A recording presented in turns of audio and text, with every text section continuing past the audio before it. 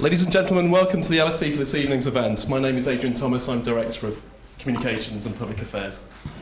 I'd like to thank you all for joining us this evening to celebrate the opening of our new media studio. Next year in 2015, we see the 120th anniversary of the Schools Foundation, founded not merely to provide an education for the few who would take courses and attend lectures, but for the betterment of all society.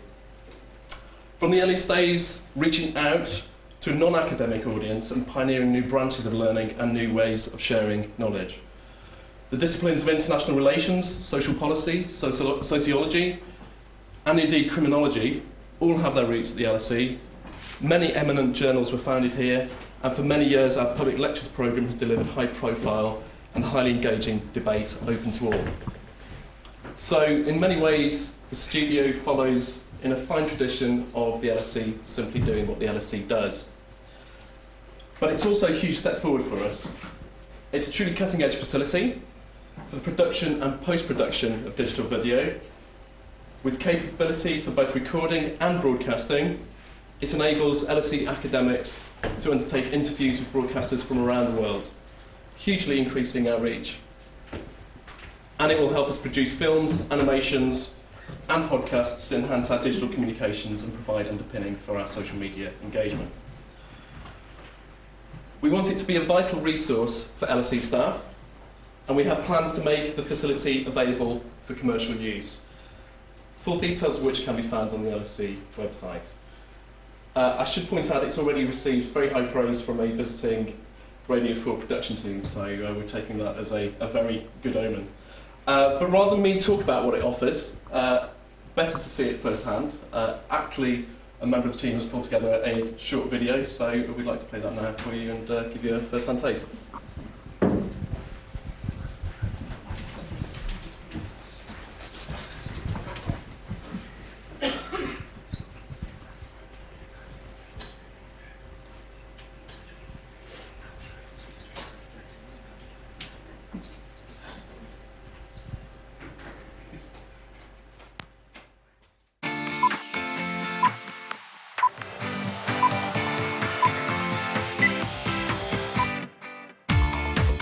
The LSE Media Studio was designed to provide the school with professional video, television and radio production facilities capable of meeting today's challenging media environment.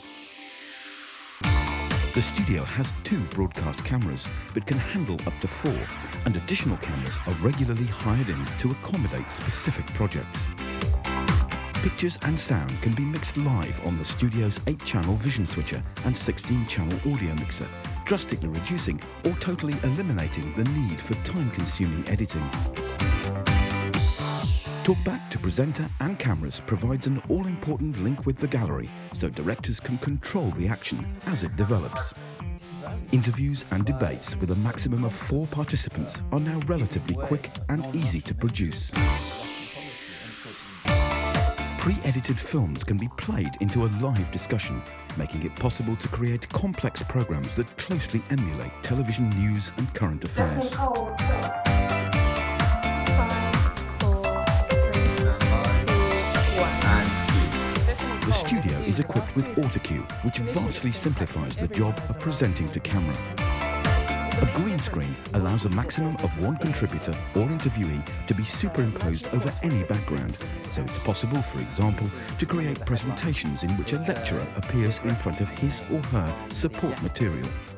The studio has a direct video line into the broadcast television network, allowing academics to be interviewed live by news and current affairs programs all over the world without ever leaving campus. It also has a dedicated ISDN line for live radio interviews.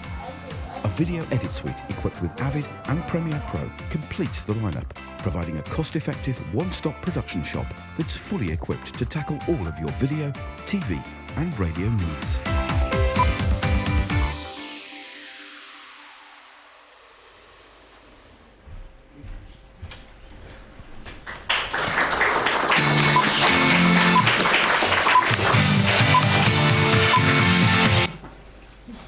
The facility was opened earlier today by Roger Graef, and it is a great honour for me to welcome him to the LSE and thanking him for the time he has given us in his busy schedule. As I'm sure you're aware, Roger is a criminologist and filmmaker. Born in New York, he moved to Britain in 1962, where after 9 years directing the theatre, he moved to documentaries. He was a pioneer of the Fly on the Wall school of unstaged observational films, inside normally closed institutions such as the UN, the EU, British Steel, government ministries, prisons, hospitals and care homes, making many award-winning and groundbreaking documentaries. He's made films in the arts, current affairs, science, as well as making innumerable films in criminology, and he's currently visiting professor at the Mannheim Institute for Criminology here at the LSE. Roger is a founding board member of Channel 4 and a governor of the British Film Institute. In 2004, he was awarded a BAFTA Fellowship for Lifetime Achievement, the only documentary maker to have received that accolade. He was awarded an OBE in the 2006 New Year's Honours List for services to broadcasting. In May, BAFTA devoted an entire tribute evening to his 50 years in documentaries. This evening, Conor Gearty, the Institute of Public Affairs Director and Professor of Human Rights here at the LSE, will be in conversation with Roger about his films, the impact they've had, and the challenges faced by filmmakers today. For those Twitter users in the audience, the hashtag for today's event is hashtag LSE Media Studio. I would ask you please to put your phones on silent. This evening's event is being recorded and a video and a podcast will be available. Thank you very much. As usual, after the conversation there will be a chance to put a question directly to Roger and to Conor. Thank you very much indeed.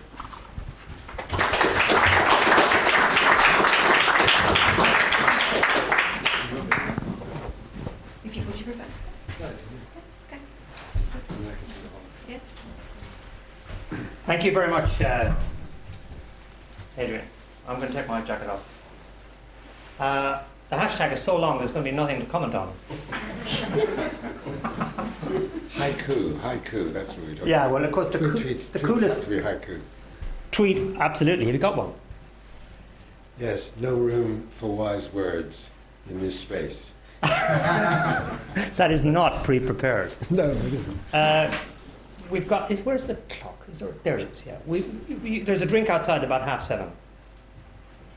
You can all share the drink. We're issuing straws. So don't ask any questions. So what we thought we'd do is we'd start with a conversation between Roger and myself. But we've got Tom over here, and I really felt that we should have a look at some of Roger's work as well. So we've cut some segments of that work, and we're going to interweave some of that in our discussion.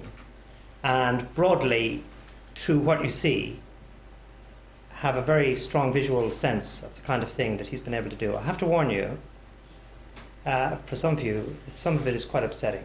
And in particular, the first clip, which is about the way in which the police handle rape complainants, is actually very disturbing. So I just want you to have a heads up about that. It's a very iconic and extraordinary program, which Roger will talk about.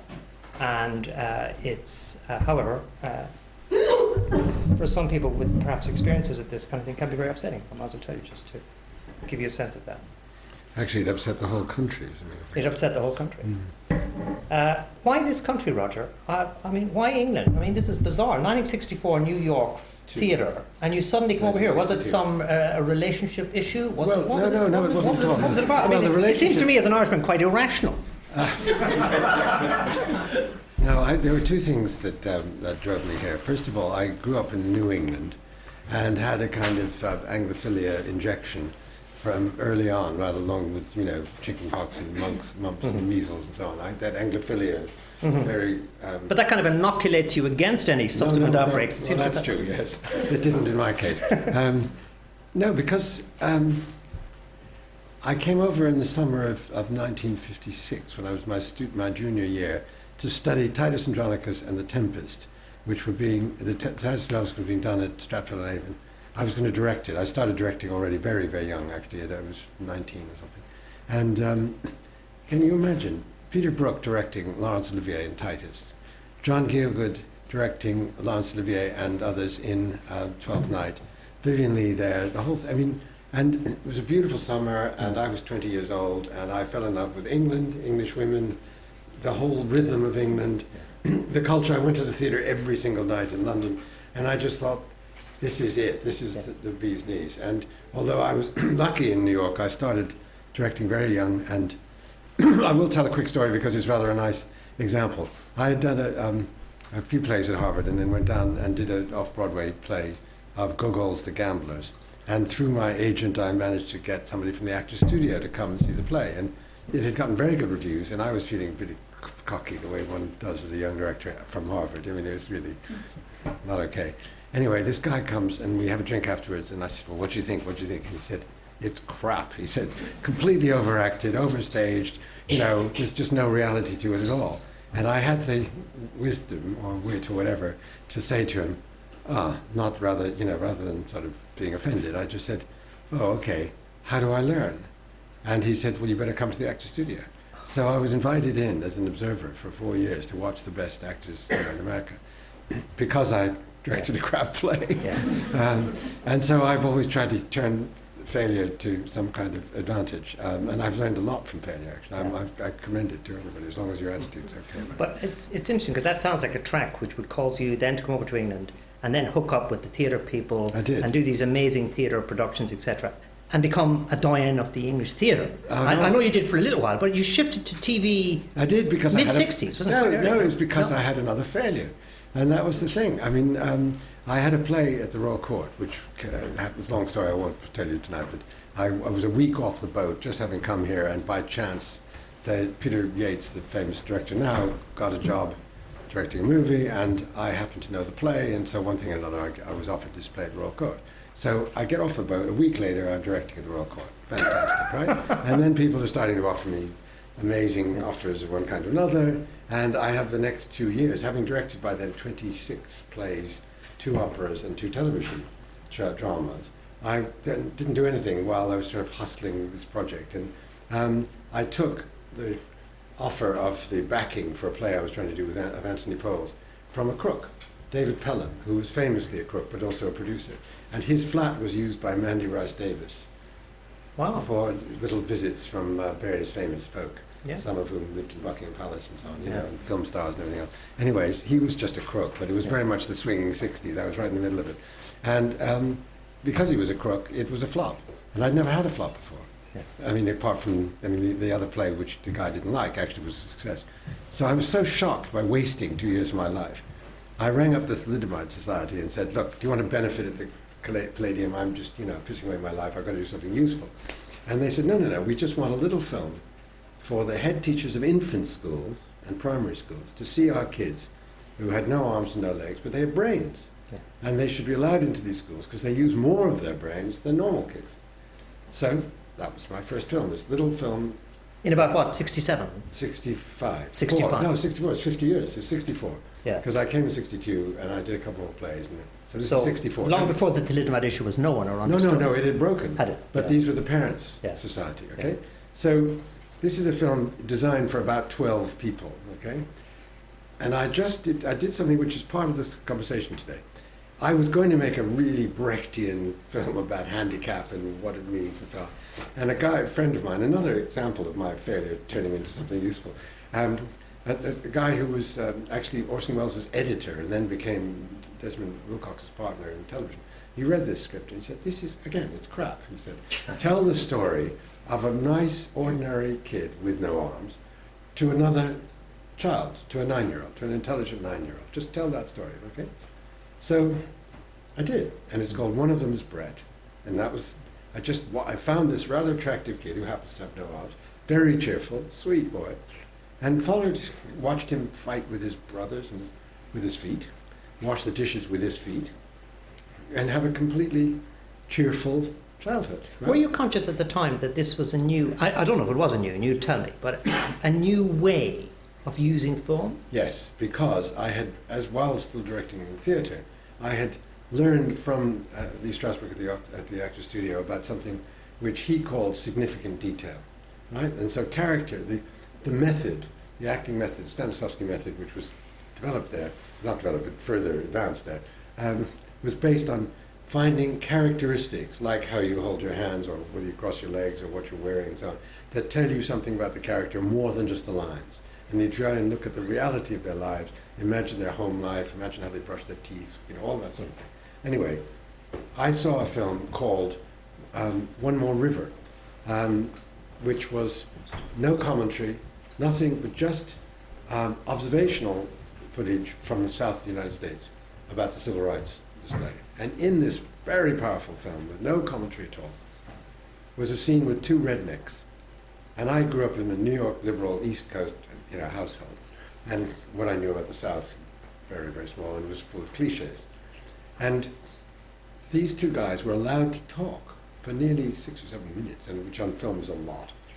And they talked about what it's like to be a redneck, to be hated, to become, literally the sort of public enemy of all the liberal slaughter. And they just talked about being who they were. Mm. And I suddenly realized in that moment that not staging anything, that just watching them, just listening to them, just by listening, all my preconceptions were tested, and quite a lot of them junked. And that I just thought that's the most powerful way to communicate. So was it a kind of double jump, Roger, from it's not theatre for me, it's film, and hey, it's a certain kind of film? Yes, it was. And the Canadians they were the ones who really developed Fly on the Wall. I don't know if anybody in the room has seen Lonely Boy, but also Pennebaker's films, D.A. Pennebaker's and his partner, whose name has gone out of my head. They were making films like Primary with Humphrey and Kennedy, and so, they developed the cameras very specifically. So you're interested in this. The cameras prior to that needed a tripod. They were heavy.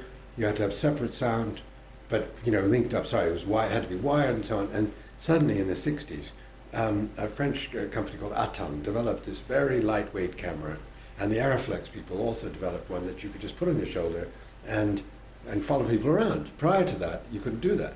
And so suddenly the equipment was small enough, portable enough, and flexible enough so that you could start to be a fly on the wall. And then still we were cabled, right? And I will just tell you a quick story about this because it's rather wonderful. We were making a film with John Huston, and he was directing an opera at La Scala. And he said, come on, guys, come on down to the La Scala, it'll be no problem at all. He hadn't asked them. We get there, and the intendant says, yes, Mr. Huston wants you there, you can have access to the rehearsals, but on opening night, you're outside with the paparazzi, and that's that, okay? So, accepted what he offered us. First week, we're very discreet, we don't use no lights, we're using this very lightweight equipment, and it's all very easy and friendly, and everybody likes us. We go back because we can't afford to stay for 3 weeks, and in the second week, NBC and CBS, and I think even ABC, all turn up because Huston had just done the Bible in Rome, and was a very big, hotshot filmmaker. So they all turned up and said, we want access to the stage, we're going to get rid of all these sets, Flying Dutchman, whatever that, we want a TV studio, right? They pissed off everybody in the entire opera house. So when we came back to do the last few days and the dress rehearsal, they said, benvenuti, amici, we were suddenly loved, right? And so not only did we have the run of the place, the intendant said, do you have a dinner jacket? We said, yes, we're going to go to the opening night party. He said, no, it's fine. I've saved you seats in the front row in the theatre, and you can go backstage, right? So Anna Magnani, Ava Gardner, all his sort of Huston's friends were there, right? And we're just filming among them, nobody notices, paparazzi are all outside, we're inside, okay? So then we're sitting filming the first act of the opera, and the intendant by then has actually locked himself in his room because they're booing, but nobody else knows that. And he sends somebody to us and said, do you want to film the curtain call? Right? I said, yes, that'd be great. So he means on stage. So in the way opera, before the last one, they come out in front of the curtain, right? They don't just, they don't pull the curtain open, but the stars and the director. So we go up, and the stars go out onto it's the opening night, La Scala, right? Everybody's in tin jackets, great. And Huston comes out, starts to bow, and out comes me and my camera guy in our dinner jackets with this gear, and we're filming. Really. Absolutely unbelievable. And the people at the top are booing and throwing things. And it was Richard Rodney Bennett's opera, The Mines of Sulphur, I Mineri di Zolfo. And the Italians don't much like modern opera, and they certainly don't like British modern opera and so on. So they were booing, hissing, saying it stinks of sulphur and throwing things. Houston, indifferent, because he doesn't speak Italian and doesn't read music, is bowing and loving every minute. And I say to Charles Stewart, my great colleague, pan the golden horseshoe, because all of the people at the top, the people at the bottom are looking like they've just swallowed a frog because they've never seen anything like that happen. And on the top, there's this booing and hissing going on, right? So I said to him, just pan, right? And then I look into the wings, and I see the stage manager. And talk about swallowing a frog, he swallowed a shark. He was so angry and so upset and puzzled as to what, basically what are these guys doing on my stage, that he rushes out and grabs me, okay, in front of everybody this is, right? I'm with the microphone, and the cable between us was nice and loose, but as he pulls me off the stage, it gets tauter and tauter, right? I'm not joking. It gets tighter and tighter, and I keep saying, Charles, just keep going, right? And I've got my feet like a Mickey Mouse cartoon, or what was called Roadrunner. Roadrunner's always being escaped. And my feet are like that, right? In front of the entire opening night audience, I am being pulled off stage with my microphone as this cable, just gets tighter and tighter. And just as it gets tight, Charles finishes the pan. So if you see the film, you'll know no one would ever realize what was going on, because it's a perfect pan, very calm. And that's cinema verite for you. You take any opportunity as it comes. And you spot it on the moment. Yes. What gave you... We'll get on to the allegation of rape. Digression, but no, it's not. It's germane. Because we'll get on to the allegation against rape clip in a minute, I think, Tom. But what gave you... It's not as funny as that. The idea... I'm trying to spend some time before we get to it. But what gave you the idea of going into subjects which had that kind of realistic dimension? Did that just grow? Because this one is about 1980, but you've done lots before. Lots. And was it a conscious idea, hey, I will use this amazing method to achieve change, or... Yes. So tell me about how that... Well, actually, I never finished the story about the thalidomide film. That was sent to a couple of festivals, and it won prizes. This was my first film. And the BBC bought it. ABC Network bought it. And so suddenly this film that was meant to be for like 10 teachers was on the American ABC network, CBC, BBC, and it went straight into the medical school curriculum, because nobody who had worked with these kids knew what they were like at home, right? They were only patients. They were only kids with no arms. They were, victims, if you like. Whereas actually, Brett was having a wonderful time.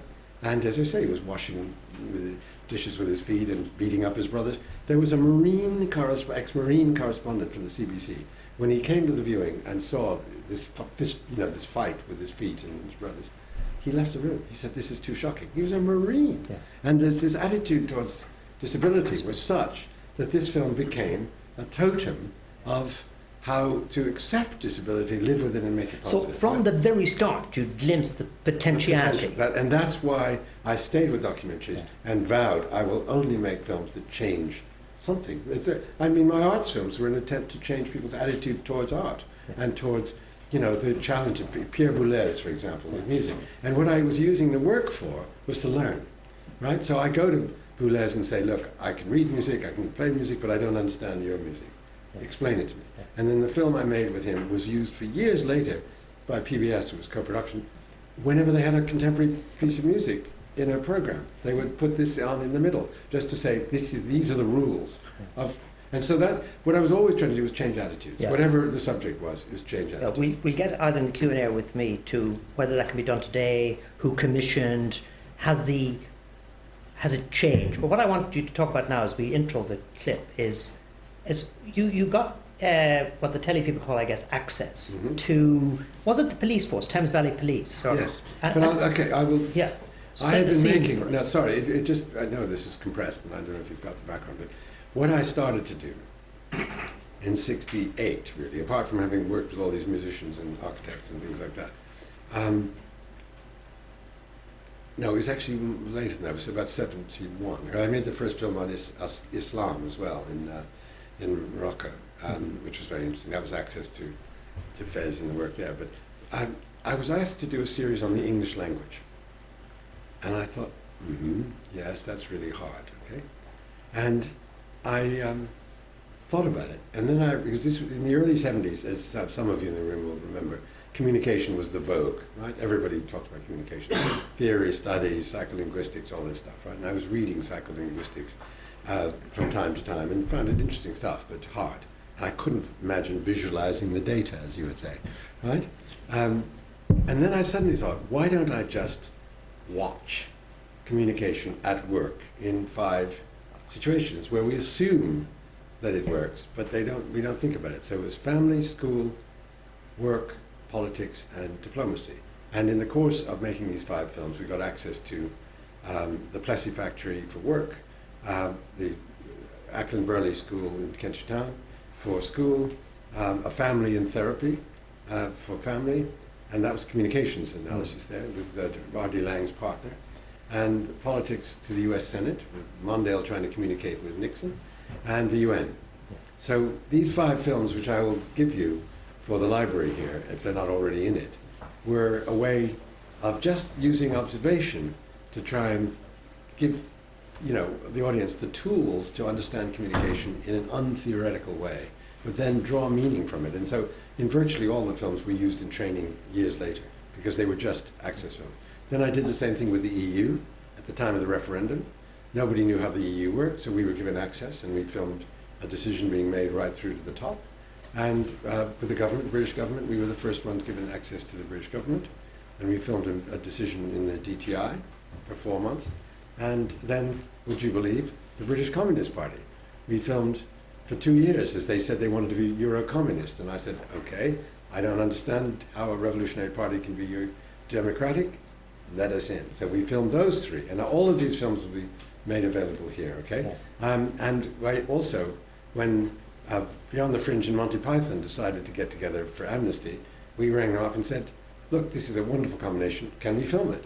And we said yes, so we then made 3 films, and The Secret Policeman's Ball, some of you may have seen, but we brought the observational technique to comedy, which was otherwise frozen, okay? And finally, after the Communist Party series, and that series I did on free radio and violence and terrorism in Italy, again observational, I left Granada, and the BBC rang up and said, I don't suppose you'd like to make a series about the police. And at that point in my life, the alternative was making a film about Nazis for German television in South America. And I just thought, I don't think so.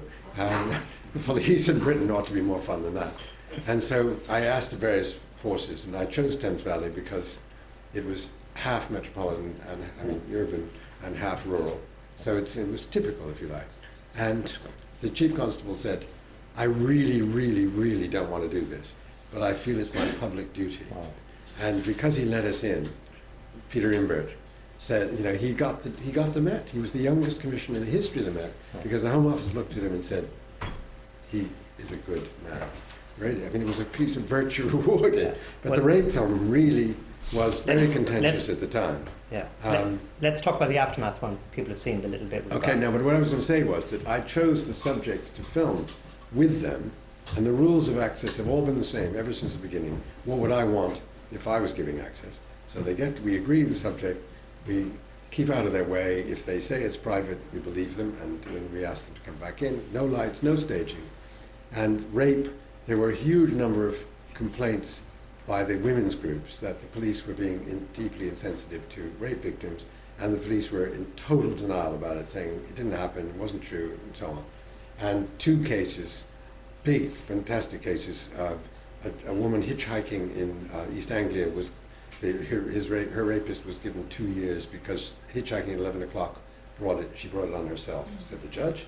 And Nicholas Fairbairn, who was just exposed recently, was the prosecutor fiscal in Scotland and didn't even prosecute 3 guys who had raped somebody under an underpass. That was the week before our film was shown. Wow. Okay? So we landed, as Charlie will know, the context of when the news agenda is so rich with a subject, and you then offer a bit of evidence that is evidence. That's gold for us. That is gold. Stop you there, Roger. Tom, are we ready to run? It's about 4 or 5 minutes, and some of it might be thought by some of us to be upset. Yeah, I can, but do I need to introduce the clip? Well, this is a woman. Yeah, if you just hold it while Roger introduces it. Okay. No, just very briefly. We had tried to get a rape, 5 different examples of rape allegations in the course of a year at Reading Station, and all of them failed for some reason or other. So this was the week before we finish. Somebody rings up and says, there's a woman here who says she's been raped, and 3 guys are interviewing her now. She said, I don't want to be on camera, but you can film the interview from behind my head. And we'll talk about it afterwards. That was absolutely precious, that we were behind her head. So the camera, as you will see, is looking right at you. Okay.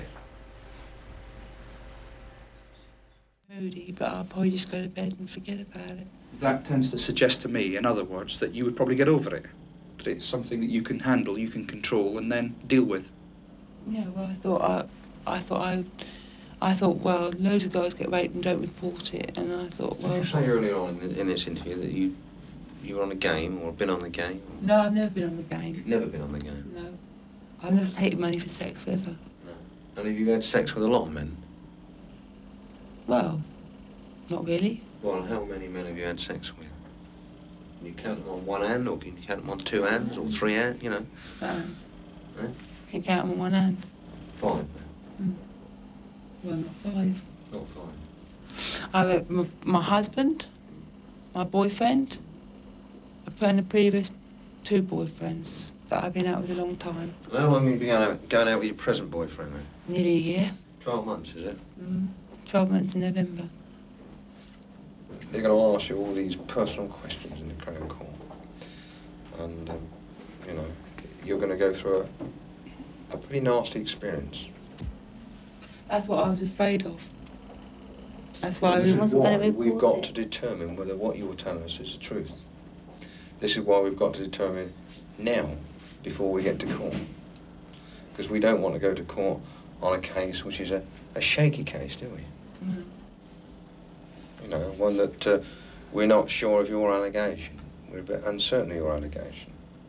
You're also free to We're wish not if you sure wish. whether you're telling us the truth. That's what I'm saying to you. Now, if I wanted sex, I know what the difference between love and sex is. So I wouldn't just go for sex. I love my boyfriend. I wouldn't just cut any other bugger. You've told us the events leading up to it. Mm. And you've told us how you went in the car to this house in Coley. Wait, And then, Coley. yeah, and then you've told us nothing more. Mm. You haven't told us what's happened inside the house. Did you get out from the car and just walk into the house, or what? Well, the driver got out and walked round. I'm very sceptical. I don't think it happened. I did have Right. that, I assure you. But don't let us dissuade you from making a complaint. If you want to make a complaint, make one, all right? I don't want you leaving this police station thinking, bloody police, I want to complain about rape, and I'm not going to do anything. If you want to make a complaint, make it. If you don't, say so. We'll take a statement off you, and that'll be the end of it. It's entirely up to you. What's it going to be? I don't want to go to court and go through that. Are you sure? I don't want to put any pressure on you whatsoever. You So- can still take to the doctor and that and prove it if you want to. We won't see. This is what I said. If you make if you make a complaint of rape, then we will carry on with our interview to satisfy ourselves that it's happened. Once we're satisfied, then we'll get a doctor in to examine you. All right? If you're not going to make a complaint, Why don't you get a doctor in straight away? we're not satisfied at the moment that it's happened. All right? That's why we're talking to you. We do not. What if someone doesn't want to make a complaint, but you believe there is a rape? We can't do anything We about can't it. do anything about it, because if you aren't going to complain, then, as far as I'm concerned, we've got no offence. Because you can't have an offender for an offence that doesn't exist. Much to our annoyance, and believe me, it has happened. Are you prepared to make a statement, and if we apprehend the offenders, are you willing to go to court and give evidence? Well, if you get If you get all 3 of them, Don't. yeah. If we catch one of them, 2 of them, or 3 of them, No, if you catch one of them, the other 2 are going to get me, mate. I'm saying, are you willing? It doesn't happen. You know that. Are you willing to make a statement and attend court and give evidence. That's what it boils down to. Before judge and jury. I don't want to go to court. Are you sure? Yeah. Then that is your decision. We'll take a statement off you. I'll go and see my inspector now and tell him what's happening. And then we'll take a statement off you, and you're quite free to leave the police station. All right?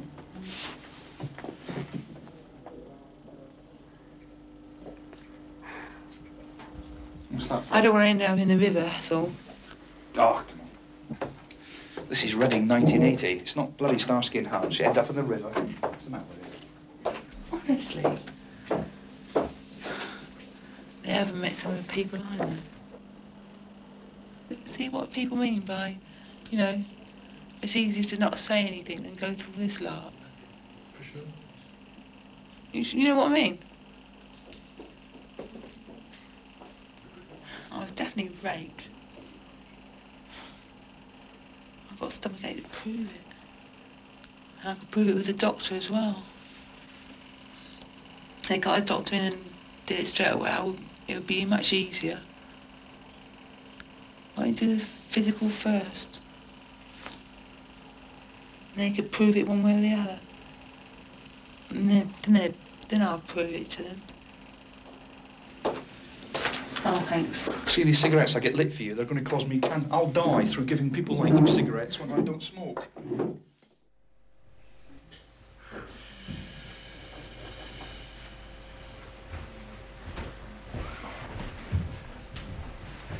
So, Roger, what was the impact of the programme? Well, first of all, 11 million people saw it. 11 million people. It was 2 places behind Dallas. In fact, the whole series was 2 places behind Dallas. Thatcher asked questions in Parliament. It was on CBS News. It was on the BBC News the night it was on. It was on Swedish television news. It created such a scandal that the police quietly changed the way they handle rape victims. But the next morning, I had said in order to protect that copper so that it wouldn't be ad hominem and it wouldn't just be blaming him, I said, let's have a press conference in which you talk about the women you're going to bring in to do the interviews, the changes you're making to all this, because they'd seen the film. In fact, the really strange thing about this was that we always show the films to the participants. The woman didn't want to do it, but she sold her story to the people and said, if only I'd known I was being filmed, I wouldn't have let them do it, right? I mean, she's talking to the filmmaker, to the sound recorders.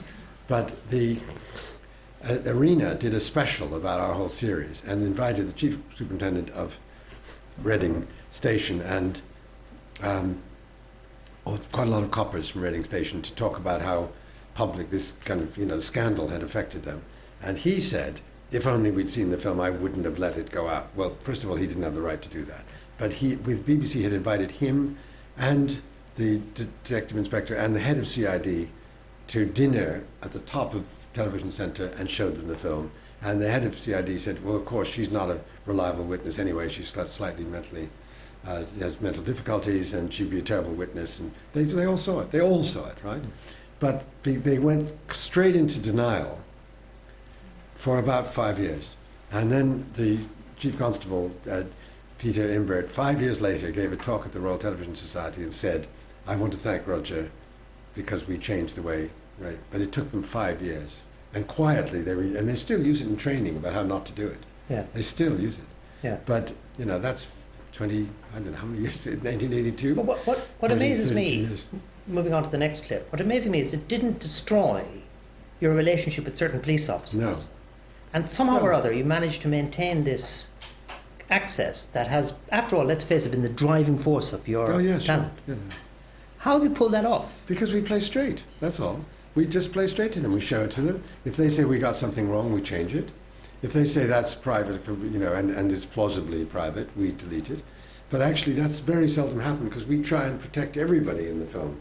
We don't want to make anyone a fool. Brian Kirk, that Scottish bloke, he became a sort of national figure. A year later, he was in the Daily Mail Christmas quiz. Right? People were asking for his autograph on the beach in Spain. But he also lost his job, not because of us. He'd already lost it because of the way he acted. And the really interesting thing in terms of the sort of presentation of self in everyday life, and the sort of Goffman-esque question, is how he behaved in front of the camera. And everybody thought it was him acting up for us. Well, he was like that. We had avoided him for 8 months while filming there because we knew we'd be blamed for his, style. And actually he was like that. He was obviously like that when he shaved in the morning. That is what he's like. And yet, after the film came out, I was trying to do barristers and lawyers. And the Law Society said, in fact, Richard Scott, who was the judge, a rather famous judge, was at that point representing them. And he and I, we used to play tennis together, right? He was a friend of mine. And he said, I'm not letting you anywhere near us because you're going to do a Brian Kirk on us. And I said, Richard, hello, he's like that. All we did was watch what happened. We didn't stage a minute of it. But they thought I was this devious bugger who was so brilliant at finding the most embarrassing character in the most embarrassing situation. Not true. We just go and what we find. And in British Steel, all these days, we say, we don't want your most controversial. Yeah, but you do edit. I mean, editing is Oh, yes, of course we do. You've got all these hours of stuff. Conor, we show it to them. We show it to them and say, did we get it right? Yeah. And they say, I mean, Geoffrey Howe was the minister in the DTI film, and he said, you don't have it right. He said, because we do too much more on paper. We've only got meetings. Right, this is ITV prime time. Right? Geoffrey Howe writing is not an obvious prime time moment. Quite. Being savaged by a sheep, right? Anyway. Might even have been a dead sheep. No, quite. But because we took it seriously, we went back into the rushes and we found a woman who some of you may have heard of afterwards called Elizabeth Llewellyn-Smith, who then ran an Oxford College and became quite a distinguished academic in her own right. She was a PPA, right? She was the lowest civil servant there was, parliamentary assistant, whatever they're called, dictating to the minister, resist the Labour amendment, right? And we stick it in. It's not a great scene, but it's interesting. And all the critics pick it up and say, so that's how government works, that PPAs can actually tell ministers what to do. So he helped us. The film's more accurate, and he helped us. And that's, I mean, on several occasions when that's happened, it's always improved the film. They know the stuff better than we do. So that's why. And because we play straight with them, I mean, McKinsey, for example, had quite a lot of trouble internally and were criticized as well for the films we made with them. But they took us out to a very nice lunch, said, we have no complaint with you at all, you played straight, right? So as long as we play straight, then whatever happens afterwards, they recognize, we weren't manipulating them. That's the crucial thing. We just do it the way I would want to be treated, or you would. Tell us how you got into a room. We've got 3 minutes coming up. Number 2, how you got into a room with a bunch of police officers in Brixton talking about race. Yes, that's very good, okay? And this is the basis in which very often we do get asked in. The Stephen Lawrence inquiry was about to, it was happening and about to publish. And the Commissioner of the Met, Paul Condon, thought, his job was on the line. And the rows about racism in the police were enormous. And he and John Grieve, his deputy, and Dennis O'Connor, a friend who was the deputy assistant commissioner, they all called me in for breakfast and said, look, we've been working on race, we know we've got a problem, but no one will believe us because of all the Lawrence stuff. They'll believe you. So you can have the run of the Met for a year, which I did. They gave me the run. And so I was filming at the top with the commissioner. There was an amazing scene of role-playing Jeremy Paxman, when he was knowing he was going to have to face, grief. And then at the end of the year, I said, look, you are about to face Jack Straw with the worst, possible outcome for you. I'll make a film of the week of hell, media onslaught. And this is where Channel 4 came in. This is the kind of deal I make with people. I said, look, if it's too awful for you, even though people will see that you were sincere and you tried, we won't show it. So having shot for a year with them, we then made a second film in a week about just Paul Condon's week of hell called The Siege of Scotland Yard. And fortunately, we watched him watch Jack Straw on a screen bigger than this, with 200 officers right behind him, and me sitting this close to him, filming his reaction to finding out whether he's lost his job, right? And it so happened he didn't. But he was dead serious about doing something about it, and you see that from the film. So this was Dennis O'Connor taking the message out, a very unpopular message about institutional racism, to Brixton, which was the hot heart of, where a lot of the problems were happening. And we'll have a look at it now. Yes, please. It's called Race Against Crime, this one. And again, I'll give it to the LSE.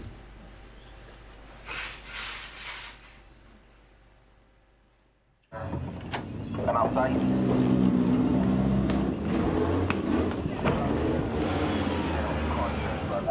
Being held. Assistance. No such information as that. Okay, so no. Where are you going?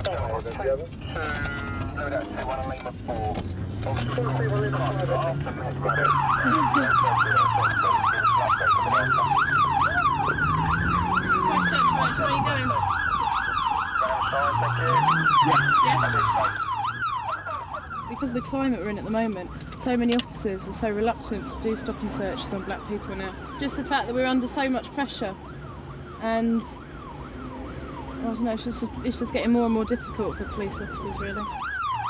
Backlash against the Met's new emphasis on race has been building up in the ranks. It is openly expressed to Assistant Commissioner Dennis O'Connor in a focus group in Brixton Station. What we feel is that we're not being supported. I work on my own. I cannot risk stopping somebody on my own, especially if they're black, because my career is on the line. It's as simple as that. Do you think in the stops we've reduced stopping and arresting black people in particular? Is that a consequence of certainly a consequence here at Brixton, because you've got a disproportionate amount of black people living in Brixton. So obviously if you go out and you stop less people, you are going to stop less black people. That's natural. But I think there's a misunderstanding there as well. I mean, I did some research. I mean, the black population of Lambeth is only something like 30%. And what amazed me, sir, is when I went to the CRR training, we said, some members of the community will be coming in to talk to you. Every single person was black. But all the time when we talk about community, we often mean the people who are going to cause, or they'll have a riot. We won't talk to the people who want. We always talk to people who cause aggravation, rather than the community as a whole, the proper community. Well, are they not part of the community then, those individuals? They are, but they're not exclusive. Well, they are, yeah, but they're not exclusively. It's when you're presented with, this is the community, these 4 black men. We need to turn it around and turn it around onto the people that are actually committing street crime. Blame them. They're the ones that are making us look bad. Let's shout from the rooftops that this is the amount of robberies that is being done every month, and these are the people that are doing it. And also show what we're trying to do about it, that we're not sitting back and just accepting it. People moaning about it. If I landed here from Mars now, you're all wonderful. You're unloved and uncared for, and the world just doesn't get the picture. No. So how does a service like this, that, tends to put its arms around one another, how does it ever move on in that basis? I know it's got to. I'm just saying you can see that you will get that response if you say, right, because of this, this is what we're going to do. And now, if some people are prepared to look beyond, to get these little blinkers off and look beyond and see, right, I understand where it's going now and see that it's better for us. Some of the racist crimes they have are quite spurious. I mean, one of them involves somebody going to a shop, claiming about the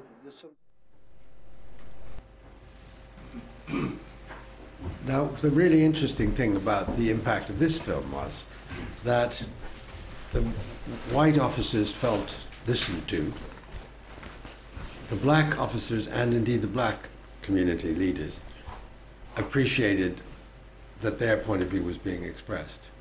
And, they felt it was a very helpful thing to do, because what I was saying at the opening of this media studio this evening is that it is my job, my task, to keep complexity intact, that we don't give easy answers, we don't give sound bites, we don't do that. We just say, this is hard. For example, even though it's done unbelievably crudely, witnesses that are not wonderfully credible and resilient are a problem. And one of the reasons rape convictions are so low is because juries say, they were drinking, or they're wearing short skirts, or they blame the victim. So it isn't, and the police know, they know that, right? And so and the CPS knows that. And so, it becomes a self-fulfilling or sort of vicious cycle, which just repeats itself, where they think, we've got to have perfect witnesses and proof of damage, there has to be torn clothing and things like that. So the whole criminal justice system is a very messy business. And I don't think we, the media generally, do much service to it by simplifying it and having it all wrapped up by the commercial break. And I'll just tell you quickly a story, because it's relevant to this. I was giving a talk about the media and crime at the Cambridge Institute of Criminology, and on the way out to Cambridge, I just grabbed the Evening Standard and counted the number of cop shows on a random Thursday evening. Now, I'd like some guesses from the audience about how many. This is counting the terrestrial and the, channels you've never heard of. Channels you've never heard of, yes. How many cop shows do you think there was on a random evening? 15. 15. We've got a bid for 15. 15. Do I hear any more? We've got a bid for 7 from Tom. 7. We'll take it. What? 30 is good, yeah. 30. 150. Listen. How many? 36. No, it's 57. Oh my goodness. On a random evening. This was not cop show night or the season. This was just a typical evening. And one of them would even be plausibly a documentary. And it wasn't. It was sort of traffic cops or something where they cut all the action together, right?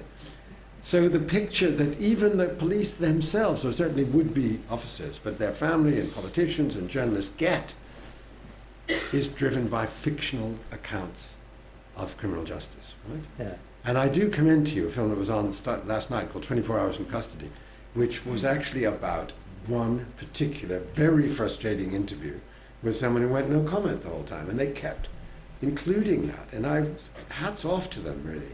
You know, one of my colleagues saw it and said, "Oh, it's too slow." Well, yes, interviews in which nobody talks are slow. So that's interesting, because that went out last night on as we used to call proper telly, Channel 4. Proper telly, yes, that's right. So there's somebody commissioning something like that.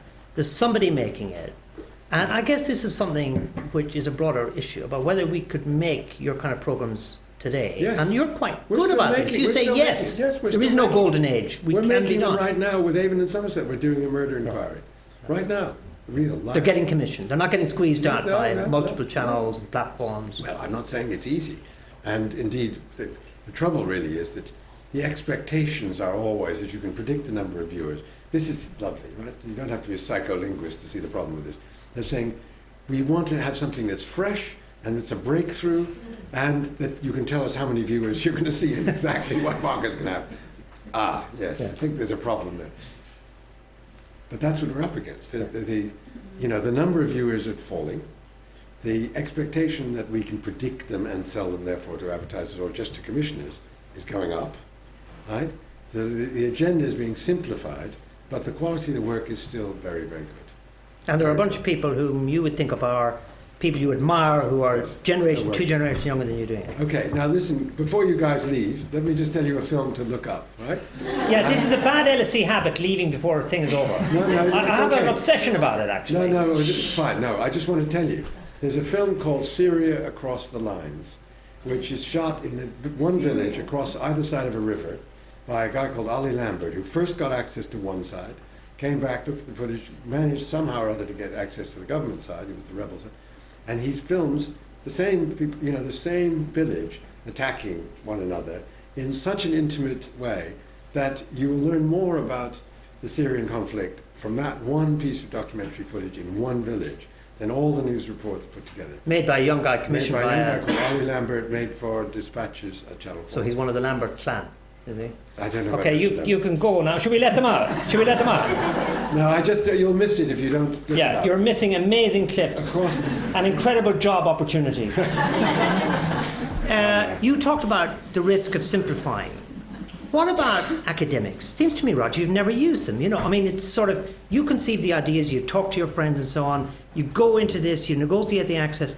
All the stuff that we write in criminology and so on doesn't inform your work. If anything, it's over-complex. Would that be a caricature of there's a us? difference. No, there's a difference between... I don't want to be rude about my colleagues, okay? It's not a question... We can take it. No, I wouldn't do that, because I have huge respect for my colleagues. Oh, is that bad, is it? Yeah. No. With respect. No, it's true, I do. But my task is to reach as many people as possible and to do that authentically, right? So it's with evidence that everybody can use. And their task is to analyze the data and to do it in a different way so that experience doesn't drive what they do, it drives what I do. So my book on young offenders is a description of the life of 5, 6 young offenders. My book on the police is a series of interviews with 600 coppers about their lives. And there's no data analysis in any of it, and there are no footnotes. And so in that sense, I try and keep complexity without being complicated. Is that a distinction? Yeah, absolutely. With a difference, I hope so. Absolutely. And also complementary between academics. Yes, yes. Well, I mean, some of my best friends are academics. You know, it's not that. We're going to go into a Q&A, but I wanted to have a little glimpse of the work that Roger's also done in the field of social services and care, because in looking at the materials, thinking about today, I think one of the most remarkable things is how you've maintained a commitment to humanity on the edges. Yes. And also public servants. Police, you deal with them so sympathetically, and there's such a lot of stuff you've done about kids, about the lost people in our society. This is emblematic. It's a little story. You know the one it's to Chris and Conor. Talk us into that. It's self-contained, about 5 minutes, and then we'll go into a Q&A, aiming still to finish at about 7:30. Fine. So, okay, this is from a film called Kids in Care, in which, again, there are huge numbers, many, many thousand, I can't remember them, just the tens of thousands of kids in care, totally forgotten about, and only 3,000 every year are adopted. And so we just thought it's important to look at the lives of children in these care homes. And really what you were saying, Conor, is right. And I'm very interested in the lives of invisible people, okay? And so that's what I use the films for. And we got access to the Coventry Social Services, and this care home, again, is one of their better care homes. And the kid, we decided to follow a few children in the home over 6 months. We followed them over quite a long time.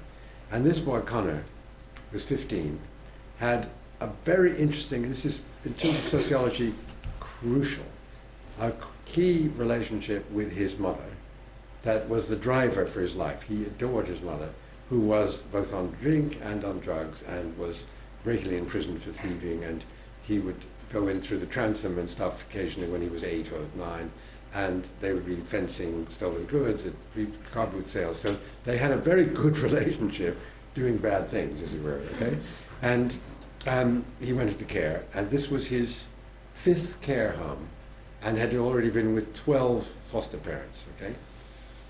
And he was 15 by now, 14, 15. Anyway, he had been promised to visit his mum, which he would have to do escorted, and there were no social workers to take him. And so he had missed by 3 or 4 weeks the chance to visit his mum, and he was kicking up rough. And by rough I mean, on a previous occasion he'd held a knife to his social worker for like an hour, and when he was 12. And now at this point he was very, very unhappy about the fact that he was missing his visits to his mum. And so Chris, the 21-year-old probation social worker, has managed to arrange that he will get a visit, but not this weekend, it'll be the weekend after, when he can be escorted, because staffing shortages have, they sound administrative, but the human consequences when you can't be let out of your cell or, taken to visit your parents or whatever are colossal. And so this was an indication of it. Okay? So Chris is on the phone from his main office to the care home.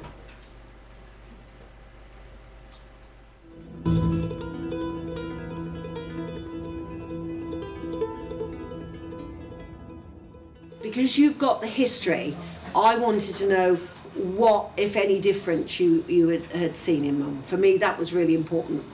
Because, we believe that people can move on with support. What I found through the contact, there's no obvious evidence of risk. However, she's living with a new partner. He's also out of work. They're living on £60 a week. She's doing car boots, as she calls it, on a weekly basis. And I think the risk is minimised because of his age. However, if it was me, I would still want some kind of monitoring of that, i.e. Grange dropping him we've off said that. Grange taking him and picking him up, and to put a working agreement in place. She knows the game, and then she knows what we've got to do. Because she even said, when they've seen the house tidy now, don't worry about it. Let's not come to my house then. An hour later, Chris calls Conor with what he thinks is good news. Hello, Conor, how are you? Now, I have had a chat with the 2 Sues, as it would be, in our office, and we are going to give you an unsupervised contact. Well, I need to talk to Simon, so don't say anything, but I've got to double check with him about them taking you down and picking you up, because that's our way of making sure everything's going okay as well. Okay? Now, does that... What do you mean? No, there's other reasons for it, Connor. This is the way we're doing it, all right? Mate, don't ruin it now, Connor. Connor, don't lose your rag over it. You've got pretty much what you wanted.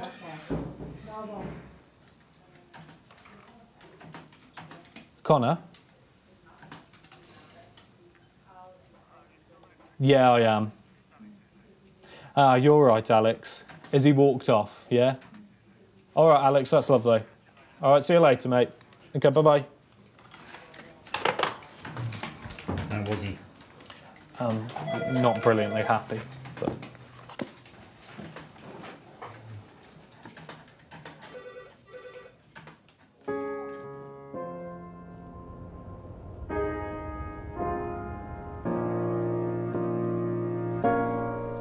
Connor's recent visit has made him want to see his mum even more.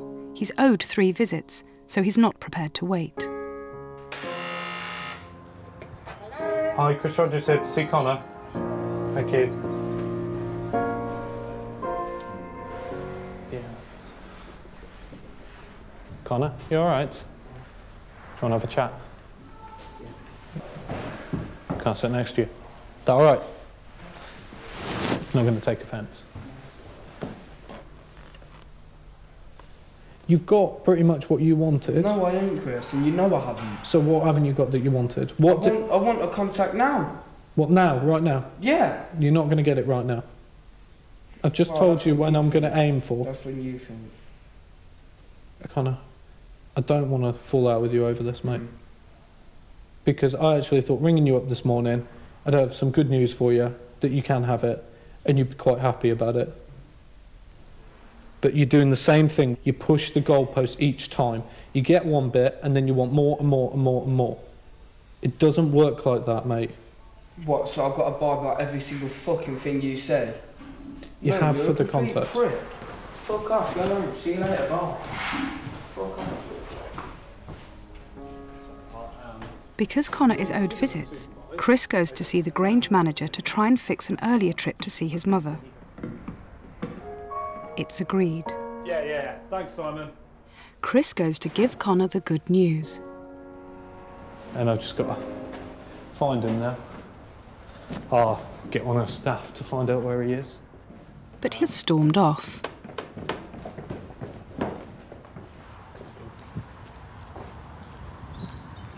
Connor, I've got something to tell you, mate. Do you not want to know what me and Simon have agreed? Unless it's kicking the shit, you know. You don't want to know that you can have contact in like a week and a half? Because I can do what the fuck I want, when I want, how I want. I want you to fuck off. I want a different social worker, that's what I want. Put that in writing and I'll take it to Sue. I fucking will. I want you to I'm asking you just to do that. You chat so much shit out of your fucking mouth, it's unreal. All right, Connor. I've seen what he's done to others. Seen the bruises on staff's heads and things like that. Problem is, he's probably going to get in trouble now and rack it, which will be the problem. Think you will be? Yeah, what I'm just being careful of is nothing comes flying over at my car halfway past. Do you think he will do? I could imagine him doing it. See?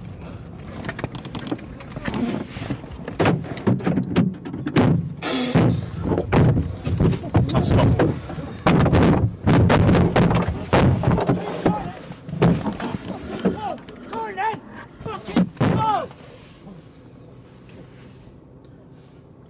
That will probably be the last time I work with Connor now.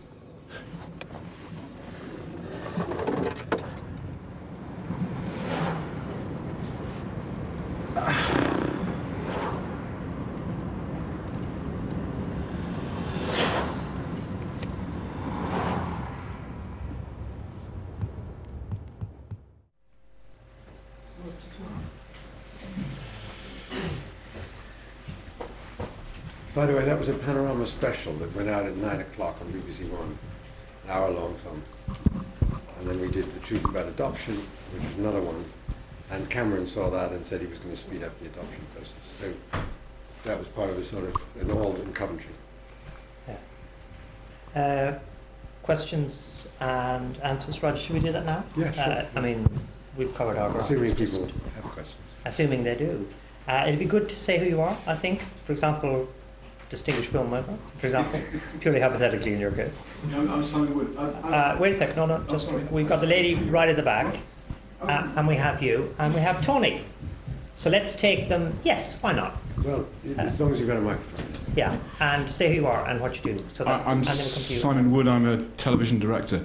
What's obviously really striking about your work is the honesty of what you get, and I wondered if there were any special techniques that you use to distract people from what you're specifically doing. I mean, some of that stuff now would be done with fixed rig cameras. Yes.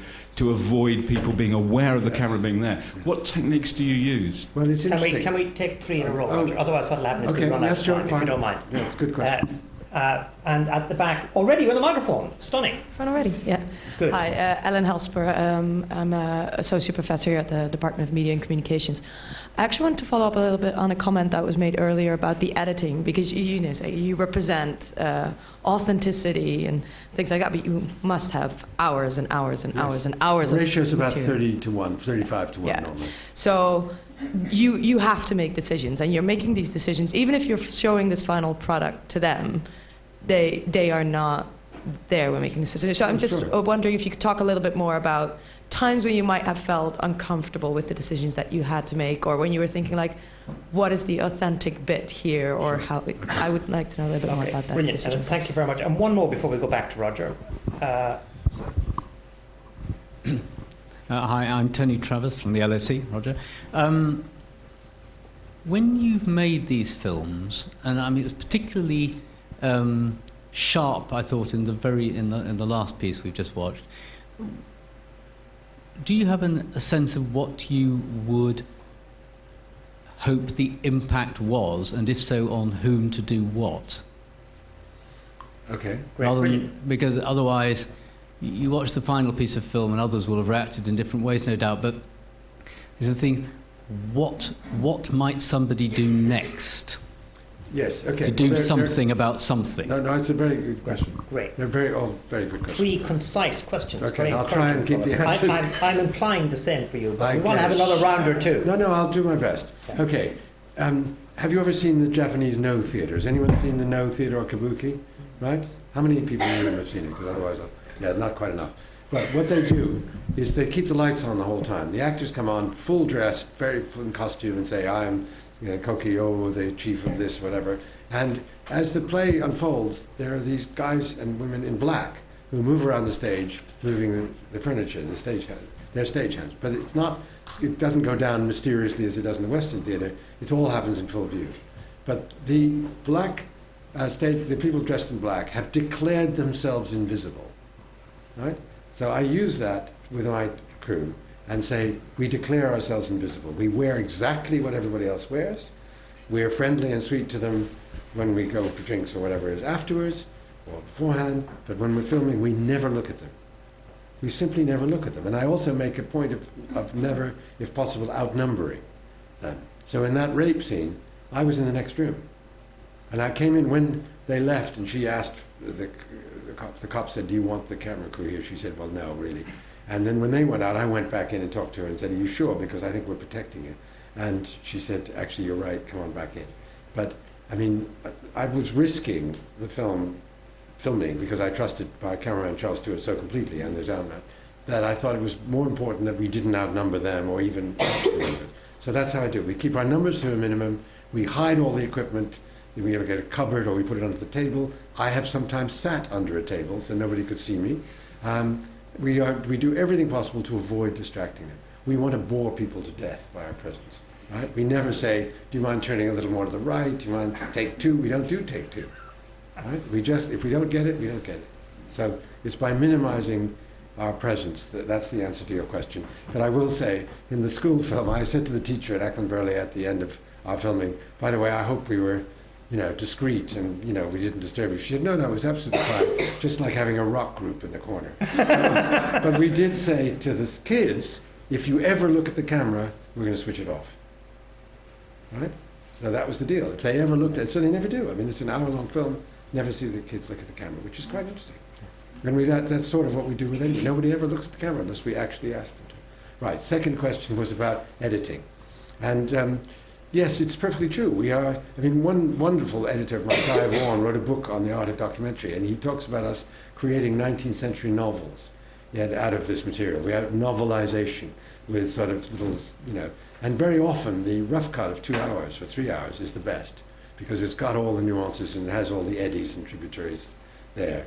But if we've got a slot of an hour, we do the best we can to reflect what we've seen in that hour. And that's one of the reasons we show it to people, so that we say, did we get the balance right? So, film we made inside a school for the most disturbed children, kicked out of infant school, 3 to 5 year olds, kicked out of school already, in Swindon, showed it to the parents. They said, yeah, these kids are just noisy, difficult, that's just what it's like. The teachers at this school said, wait a minute, we've got a half hour every afternoon with these very noisy kids when they lie on a mat and are quiet. It's missing. This is ITV prime time again. And I said, okay, she's right. And we put it in. And actually the film was better because of it, because of the rhythms were not so relentlessly noisy. So in that sense, the editing, of course, it's a version, right? But one of the reasons we like showing it to people is they can then use it themselves to tell other people about what they do, rather than just a promotional video. It is, an independent witness of what their work is. But it's always less than the real thing, and it's less than the rushes, and it's less than the 2 hour version, and so on. It's a real problem. And we also have to make sure people understand. Now, just the point that you're making, Tony, as well, it sort of speaks to that. The decision series, for example, I was let in on the Occidental Petroleum decision about the Piper Alpha oil field because they thought that Tony Benn, then the minister, didn't understand how risky and financially dangerous it was in the North Sea, which is the worst place to explore oil in the world. There's 9 different currents and so on. It's a disaster. So for Occidental, he was the target, and that's why they let us in. Okay? So from my point of view, the North Sea oil and the petroleum revenue tax, all of that was big news. And I felt curious myself. I wanted to understand what was going on in North Sea oil. So most of my motives in doing this, at least, is for me to understand.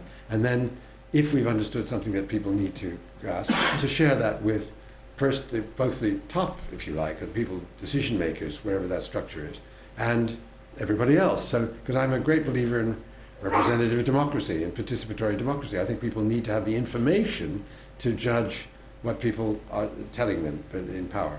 So it's very much for me a political process of informing the electorate, okay? So we did show it to Ben. We invited him to it, the screening, and he said, oh, golly, I didn't realize that, right? So from their point of view, it was a total success. But from ours, it was, and this, by the way, what I'm proud of in the audience response is that we thought North Sea oil, lots of pictures of crashing waves and oil platforms and, the drama of the helicopters, all that stuff, right?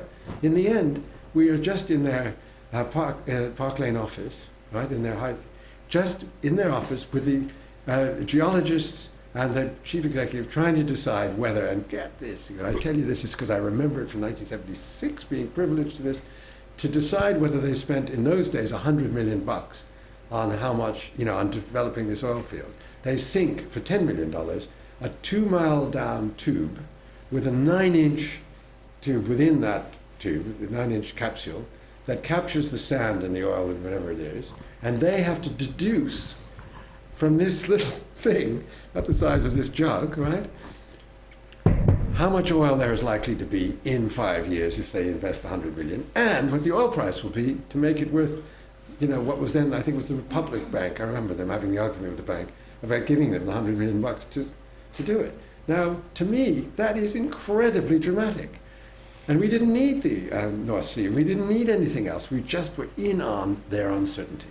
And that is what drives the films. And that's what, when people in power see these films, they realize they're seeing something different, that they're seeing evidence. Like Cameron, when he saw, and his advisor on adoption, whose name has just gone out of my head, but he used to run the prison service, he wrote about it in the Times and just said, this film is the point. These were 6 kids over 9 months waiting to be adopted, and 3 of them had been given back without any notice or explanation to Coventry Children's Services. And you just say, this is wrong, right? And so the gut response, the reason why I'm making the distinction between the academic work and what we do, is that the gut response, as you felt, right, watching that film just now, if you felt both for the kid and for the social worker, right? He's 21 years old, he doesn't know what to do, he's brought good news, but he can't give him the best news. And what does he do? He gets his car attacked, right? And sometime later, Conor apologizes. And you can see Chris tearing up, and and you just feel that, right? And the same with the rape. You're in the situation, so your response is different, and then you start analysing. Then you use the tools that Tim and others. That's our 3 more, maybe. Are there any hands? We've got a lot of hands. We've got a gentleman here. We've got a lady here, and we've got David and Charlie. We'll do 4, and we might run over about 5 minutes. Can we? But they need to be pretty quick, folks. I'm sorry, I'm talking this so much. Gentleman, and then this lady, and then the 2 I pointed out. Yeah. Peter Jones, I'm a governor at LSE. I'm fascinated with your observation of the police force over 50 years. What's your feeling about the direction of travel of the British police force and the overall quality that you view at the end? Very good, Peter. I was thinking about that one myself. Very good. Madam, lady. Sorry. I'm Lucy Stilianu. I'm a erstwhile TV producer, and I used to work at Channel 4. And you used to work for me. Yes, I used to work for you. Oh, no fan interventions allowed. I was really interested, actually. You made 2 allusions. One about the number of police procedurals and sole, but not real, documentary about police work that we now consume on a daily basis, but also about the expectations of commissioning editors. And how concerned are you about what I would call constructed documentary, which is in many ways the bastard offspring of your filmmaking, and how do you deal with that? Very good, thank you very much. The constructed documentary, which I think we have it. Give me one example of exactly the kind of show you're talking about. I don't know. Well, Benefit Street would be a perfect example. That's all right, we got it. Thank you. Yes, got a microphone?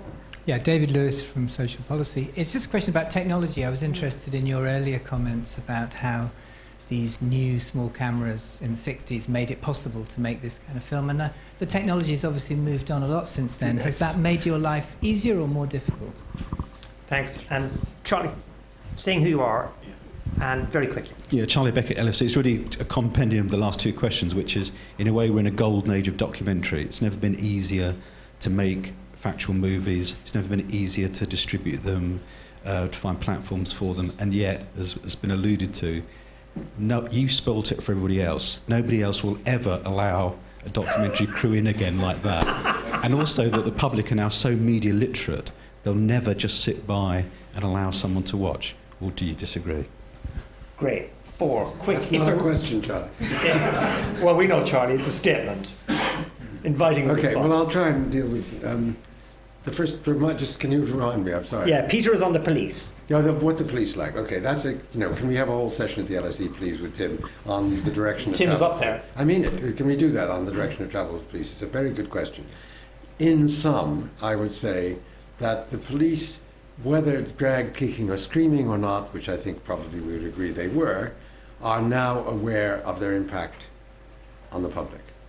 The police used to be somebody that dealt with the working class behind, anybody else, in the factory gates, places where in the slums and so on, and they didn't really, the rest of us, if you liked them very much. In the 60s, they had 96% approval rating in the 60s, until the scandals started coming out, until the riots started happening, until students were starting to be beaten up by the police. Things that had happened for 100 years to working class people suddenly happened to the other people who then became judges and lawyers, and it wasn't a great piece of PR.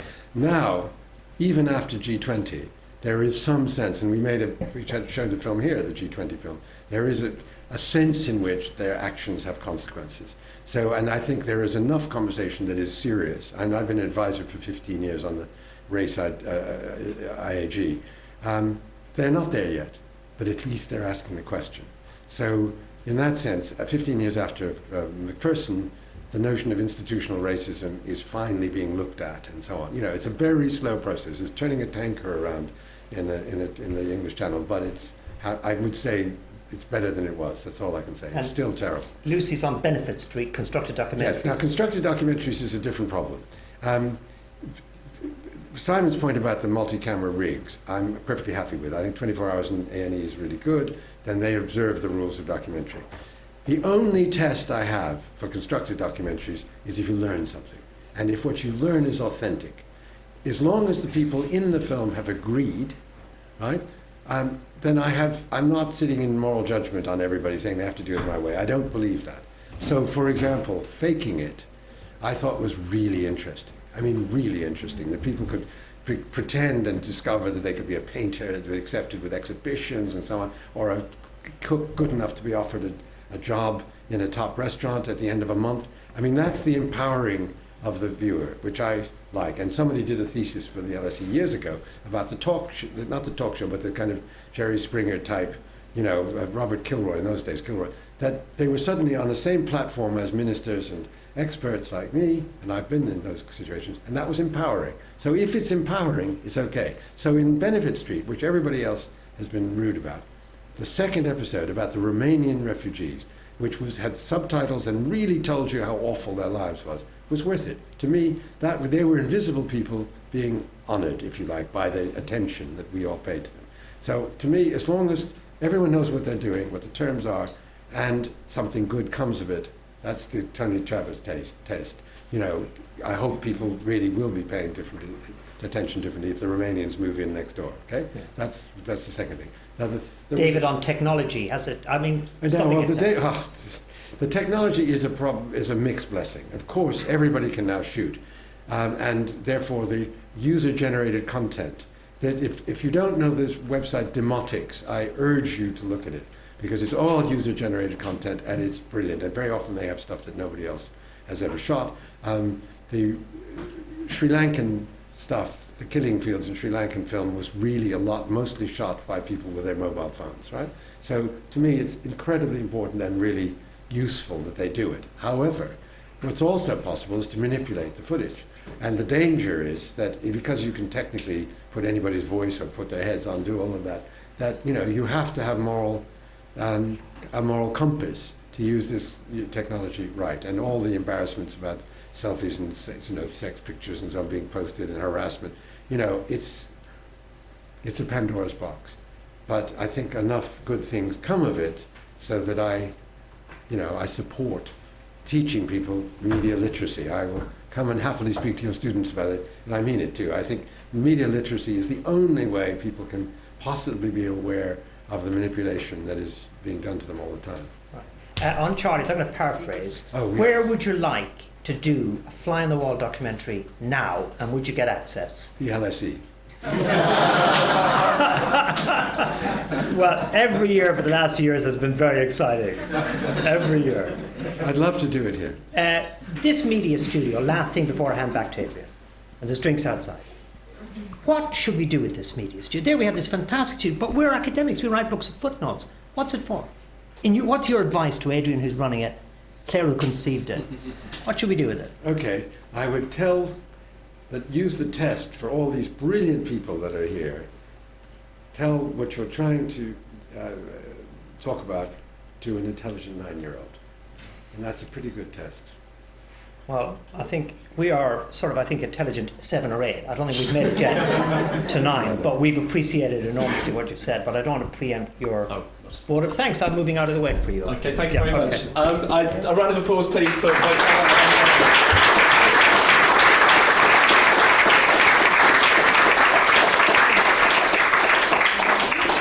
I thought it was an absolutely fascinating conversation and some amazing, breathtaking filmmaking as well. I think the phrase which perhaps has stayed with me and perhaps resonates with our world, keeping complexity intact without being complicated. And you talk of impact. Impact is very big in our world, and I think impacts of 11 million viewers, changing police practice, and showing how government works to the greater mass of people are very valid and very exciting impacts, and absolutely to be applauded.